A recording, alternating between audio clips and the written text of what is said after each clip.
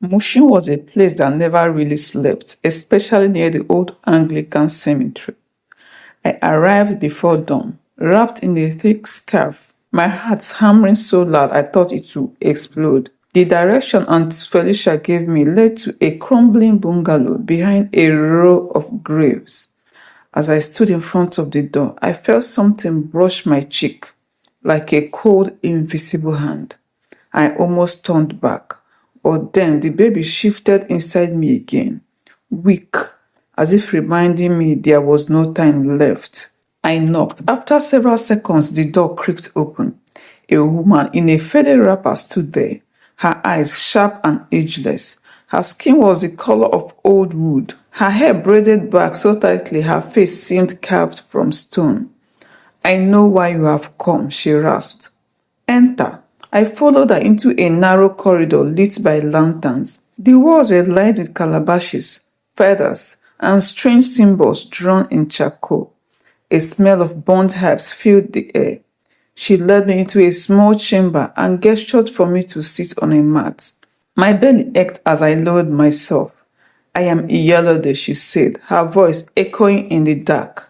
You carry a life that is not free. Tears welled in my eyes. Please help me. She bent and pressed a palm against my stomach.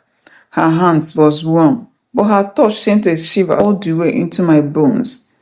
The binding was done in bitterness. Blood was used to seal it, she murmured. Until the debt is paid, the child will never be born. I swallowed hard. What debt?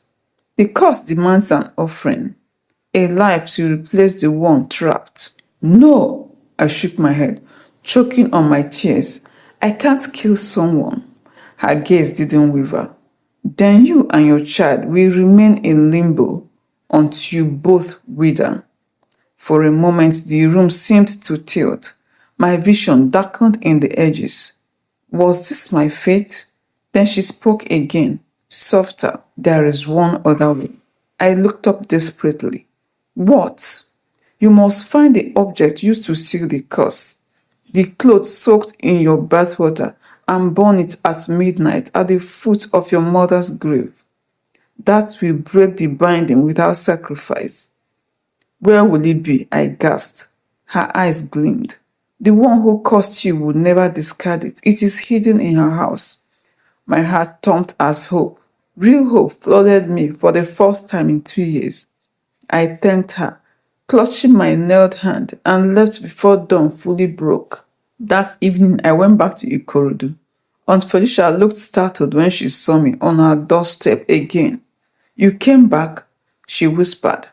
I need it, I said, my voice hollow. The cloth you used, where is it? She looked away, shame twisting her features. It's in the chest in my bedroom. She led me to the old carved box at the foot of her bed.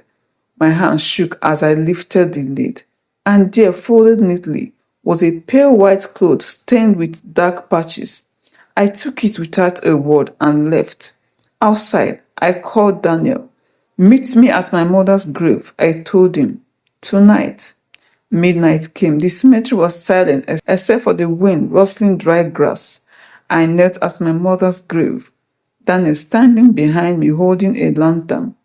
I laid the coarse clothes on the earth, my breath coming in ragged gasps.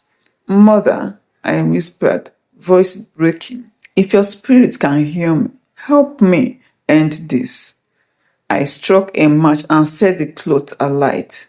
The fire flared bright, impossibly bright, and in that instant I felt it, the binding unraveling, like 1,000 invisible threads snapping loose from my body.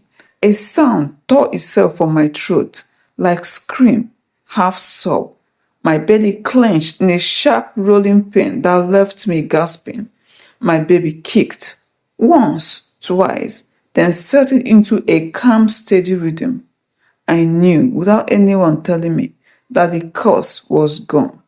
3 days later, labor came. For the first time, the pain was a promise, not a punishment. 12 hours later, in a small private hospital, I gave birth to a healthy baby girl.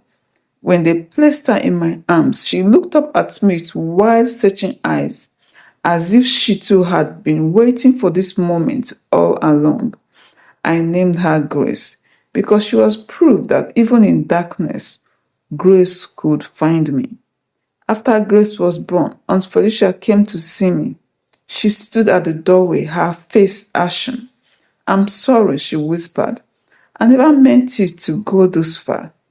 I looked at her for a long moment, my heart heavy with everything we had lost. I forgive you, I said at last, but I will never forget. She nodded, her shoulders crumbling as she turned and left. It's been 5 years since that night. Grace is a strong, bright girl who laughs easily and sleeps peacefully. Sometimes when I watch her play, I remember those endless moods, how the fears almost devoured me, how the betrayal nearly broke me. But I also remember the night the fire burned away my curse, and the way she finally took her first breath. Some stories are born of pain, some are of hope. Mine was both, and in the end, I survived. Thank you for listening to this interesting story. Please like, comment, and share. Thank you.